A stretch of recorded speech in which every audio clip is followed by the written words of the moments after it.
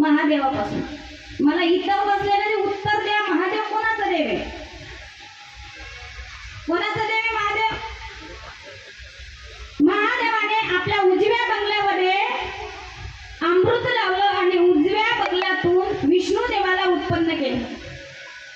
डाव्या बंगल्याला अमृत लावलं, ब्रह्मदेवाला उत्पन्न केलं आणि विष्णूच्या नाभी कमळामध्ये सोडलं. म्हणजे उत्पत्ती कुठून आहे? कुठे नाही का ना? तुम्ही म्हणत आहे एवढं शास्त्र आम्हाला कळत नाही, हे डोक्यावरून जाईल आमचं, दुसरं काहीतरी सांगा म्हणा. बरोबर आहे ना? उत्पत्ती महादेवापासून आहे.